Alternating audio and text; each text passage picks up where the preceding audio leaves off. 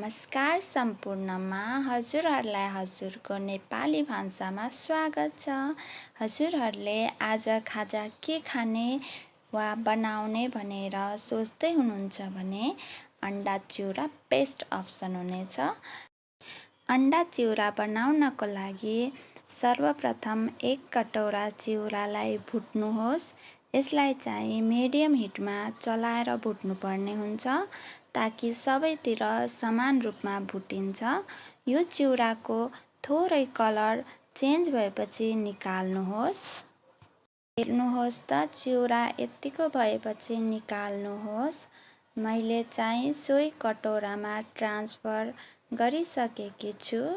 अब सोही कराईमा थोरै तेल हाल्नुहोस् र तेल तातिसकेपछि थोरै मेथी पनि फुराउनुहोस्।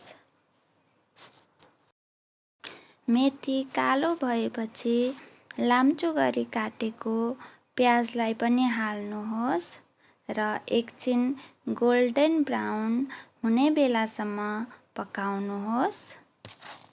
यो अन्डा चिउरा बनाउन एकदम सजिलो हुन्छ र झटपट तयार भइहाल्छ। अब मसिनो गरी काटेको टमाटर र एउटा हरियो खुर्सानीलाई पनि हाल्नुहोस् र एकछिन चलाएर पकाउनुहोस्। अन्डा चिउरा चाहिँ धेरै सिम्पल र मिठो स्न्याक हो। हामी नेपालीहरूलाई सबैभन्दा मन पर्ने नै अन्डा चिउरा हो।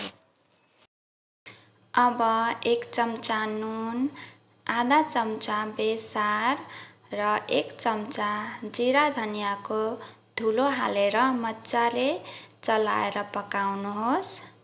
टमाटर नगलुन्जेलसम्म पकाउनु पर्ने हुन्छ।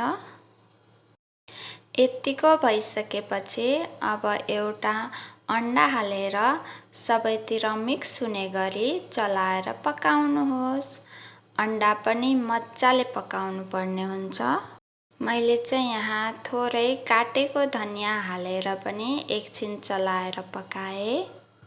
अब अन्डा पनि मजाले पाकिसकेपछि अघि भुटेर राखेको चिउरालाई पनि हाल्नुहोस् र 1-2 मिनेट अल्टाई पल्टाई गरेर चलाउँदै पकाउनुहोस्।